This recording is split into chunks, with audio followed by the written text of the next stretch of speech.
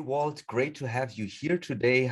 And well, for our viewership, as most of them are just getting started with game studies and related subjects, and they probably don't know you, could you please introduce yourself? Yeah, sure. Thanks, Benjamin. I'm happy to be here. I'm Walter Crist. I am an archaeologist studying ancient board games. I got my PhD in anthropology from Arizona State University in the US. I'm currently working as a postdoctoral researcher at Maastricht University in the Netherlands. I'm working on a project that's focusing on reconstructing the rules for ancient games and kind of tracking the ways games have been transmitted between cultures around the world from the past 5,000 years. How did you get into ancient board games? My undergraduate major was in classics and in anthropology. So one of the only classes that was available that would fill one of my classics credits was the art and archaeology of Cyprus. And I thought to myself, that's really specific, but it's the only thing that fits, so I'll take it. I had a really great professor, Stuart Swinney, who actually turns out in the course of the class found out that he had discovered a bunch of boards on Cyprus that had particular patterns on them that mirrored the Egyptian games Mehen and Senet. And so I became really interested in it and wrote a term paper on it. And then I kind of discovered that there wasn't a whole lot of work out there being done on games. So then it kind of piqued my interest, because at the time I was interested in studying Egypt, but then I did field work in Cyprus, fell in love with Cyprus. And then so this was kind of a connection between the two. And then it turned into a master's thesis, which turned into the PhD, and now it's consumed my whole life. So when do we actually have the earliest records or of play and gaming devices? We have, going back to around 9,000 years ago, we have items that we find in the archaeological record that we know in later periods were used for things for games. So for instance, we find in a lot of ancient cultures, they use the ankle bone of a sheep or goat, which has 4 distinct sides and is relatively cube shaped. They're often used as dice throughout many cultures. Shortly after that, we see again the appearance of some stone boards, or some pieces of stone that have a series of holes in them around 8, 7, 6,000 years ago. And then they disappear, and then we get what I think is the first evidence of what we can actually call board games around 3,500 BCE in Egypt. We have a board. It's in the Museum of Art and History in Brussels now. It's a clay gaming board that has 3 rows of 6 squares and a couple of pieces that were found with it. It's found in the grave of a woman from Egypt. However, I will say that I think that people have been playing board games before this object appears in the archaeological record, because we can see from ethnographic evidence and from people who've gone around the world and people who just, observing other people playing, most often people don't make things to play with. They play with things that are around them. So most often you'll see people playing games on the ground, whether they're scooping holes out of the ground to make the boards or drawing it on a pavement and then using stones or seeds or shells or whatever is just around them to make the game.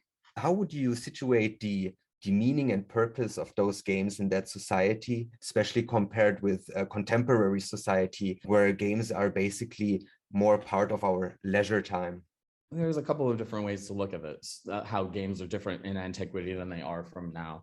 So one way is in the way that people learn games now. So we're often trying to find something new and interesting to do. And so, you go to the store and you buy a game and you find the rules there and it's all written down to explain it to you, because you've never seen this before. You've never met someone probably who knows this. So you have to learn it somehow.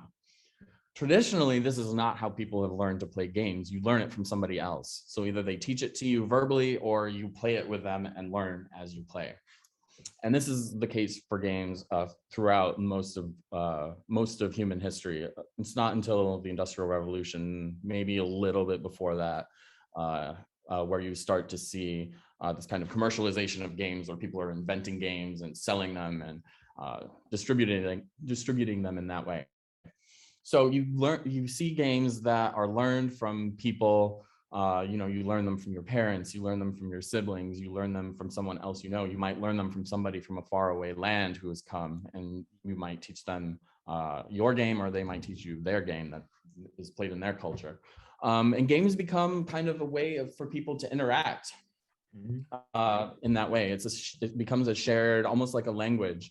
There's, some scholars call it a ludic lingua franca, where you have these games that appear that are shared between cultures because, people have taught them between one another, and it just becomes a game that is played in a wide area. And we see at different points in time, different games kind of assume this role. Chess is probably a game that is, for the past probably 500 years or so, has kind of been this game. But at different points in time and other games in other places. Senet might have been a little bit like that in the early third millennium. Apparently, it is an effort of trying to reconstruct. You can never basically tell, what was the real meaning of that particular game to that particular society. But especially in Egypt, we have we have inscriptions, we have certain religious texts, we have wall paintings that tell a certain story about the status of that game in that society, and which obviously indicates that they weren't like a profane pastime, at some might say. What is your opinion about that? Yeah, of course. So we can tell, at least for the games Mehen and Senet, they seem to have a religious, some kind of a religious connotation. So we know from the text, we know from the great game text, we call it, from Egypt, which is on a couple of different papyrus scrolls that talk about how Senet is related to the journey after an Egyptian dies and their journey into the afterlife. The Senet board actually, it mirrors that journey. So each space on the board is kind of a stage in that journey, and the progress of the game reflects that. So it has this very important meaning for Egyptians. And Mehen also is in the shape of the coiled serpent, which is a god who protects the sun god Ra in his daily journey through the underworld at nighttime. So again, that's another connection between the religious side, the sacred side of things and of life, and these games. Now, there's plenty of evidence that these games were also played in more casual situations. There was not always this very serious thing, but that said, these games are kind of important, and we even see this kind of in our modern society, where certain games have a kind of status or importance placed on them, a cultural importance. Chess, for instance, is seen as a very prestigious, a very elite kind of intellectual game for people who play that, whereas games like drafts or checkers, people kind of say, oh, that's a kid's game, but it's actually a game that involves a lot of strategy, and some may argue even more strategic than chess, but that's what our culture has decided is the important game. There are early writings of scholars or intellectuals who already basically went on that mission to elevate the status of games. Could you tell us a bit more about those, basically, when they emerged? Yeah, so we see it kind of sporadically in the ancient world. We see, certain people gain an interest in games and kind of talk about them. So like Claudius, unfortunately, Claudius's writings have been lost, so we don't know what it was that he said, but he apparently was really interested in these kinds of dice games, and that was actually used by some of his political opponents as ammunition against him. Right? He was a bad emperor because he's involved in these games. Yeah, and we have those texts from Mesopotamia, but we really start to see it kind of in late antiquity, I guess you could say. We start to see in particularly in East Asia, in China, we see kind of the beginnings of the game that we now know as Go. The Japanese version is Go. Weiqi is the Chinese, which is a very old game that they were playing at that time in China. And you see like Confucian scholars talking about talking about these games having intellectual value. We also see, for instance, Alfonso's Book of Games in the 1200s, King Alfonso X of Spain, who wrote a book on all of the games that are played in Spain, which is one of a really important source for us for documenting these kinds of things, because people usually didn't bother to write down how to play these games because they just know them, and everybody knows them because everybody learned them from their parents and their siblings. So why bother writing them down? But yeah. Yeah, so it's really interesting that people then actually really sat down and really like thought about those games and their meanings, and like using those games sometimes even as philosophical reflection. However, like we see then, especially in the late 19th century and the 20th century, that more and more books appear on games, on board games, and on play especially. Yeah, so people play games. Everybody plays games, but not everybody has the ability to devote their life to games, especially in the pre-modern and early modern period. Yeah, so I think it's this connection with the rise of like the middle class that you see in the Industrial Revolution, where you have more people who are able to do this kind of thing. A definitely compelling perspective, because it adds in perfectly in the continuing interest, but also the amount of publications on games. In that sense, arriving now at digital games being now a lot in focus. So could you tell us something about your contribution to the ongoing discourse on digital games perspectives and approaches? So the project that I'm working on, the Digital Ludeme project, we are recreating the actual games that ancient people played, and we're putting them in a digital format. So we have a software called Ludi, which can be downloaded now, and you can play some of these games, where we are taking what is known about the ancient games from all of these different kinds of sources that we have, we can find the boards from archaeological excavations that tell us what the board looks like, some ancient texts which have little snippets of the rules, whether it's how pieces are moved or how you win or how you capture pieces, or little bits of information about the games. And we put them all into our database. We're able to identify what the holes are in the game, what things do we need to make this work as a game, and then we can look at other games that are similar, that have similar features of them, and kind of substitute them in, and then use artificial intelligence to play the game against itself many times, to see what works. And we have all these different kinds of metrics that we can calculate, like how long does it take to finish the game, how often does player one win, is this a game where player one always wins, is it a game where the lead will change a lot of time, or one player gains an advantage and then there's nothing else interesting that happens in the game.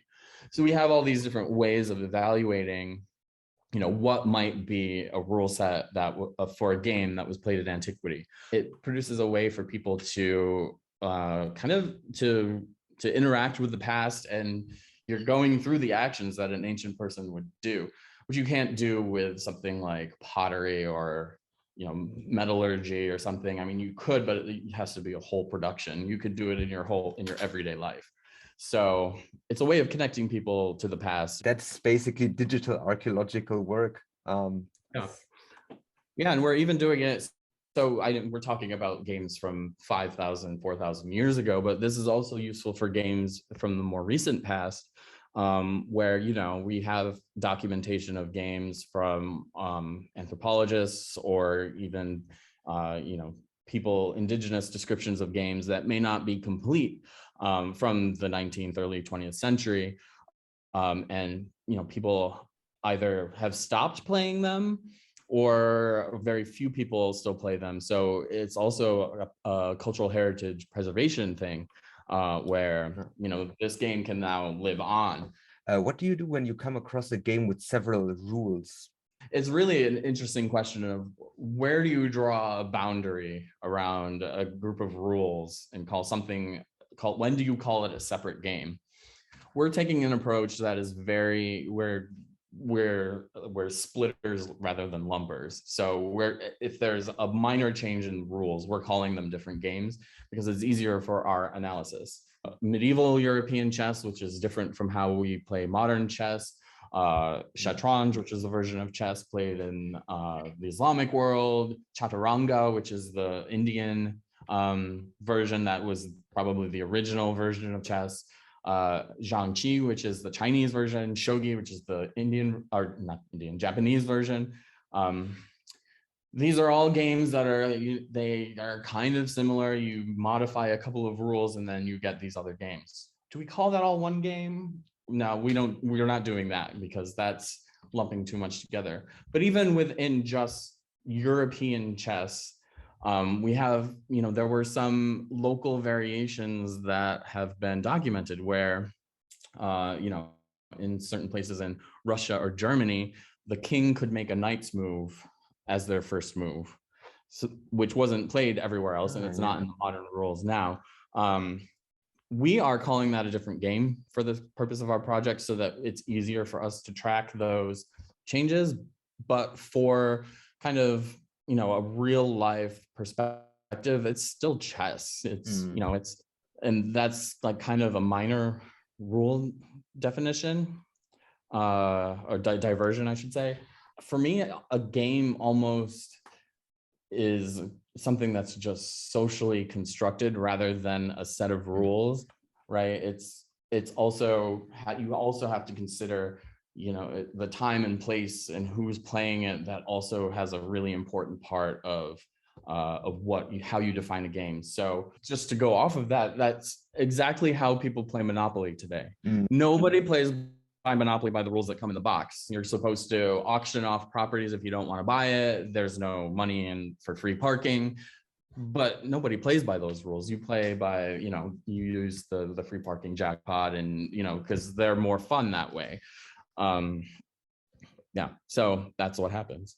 Even still today, people still learn these games from one another. Like Monopoly has basically become a traditional board game, at least in some places. It has. Even though it's commercially sold, nobody reads the rules. All right, cool. However, I have 3 last questions for you, which will be in a blitz fashion. So you will be basically just answering briefly. And my first question would be, if you could choose one game or video game that you would take on an island, Tom Hanks-like, of course, which game would that be? If it's a video, so I would probably choose a video game, and it would have to be The Legend of Zelda: The Ocarina of Time, my all-time favorite game. All right, then. If you could choose one game to bury, to be never found again by any human soul, which game would that be? I would have to say that would be drafts or checkers. There are so many tiny details that are missed when people describe it, that it becomes a nightmare to decide, which version of drafts this is. So I would rather just it went away.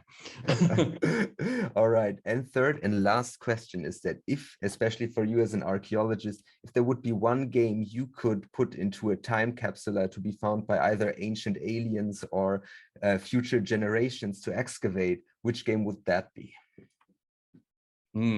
That's a good question. Does this have to be a board game or It could be also a video game? Video game. Yeah. I would say I'm such a Zelda fan. Like I would put the Link to the Past, which it's just such a classic. I love that thing. thank you so much, Walt, for chiming in.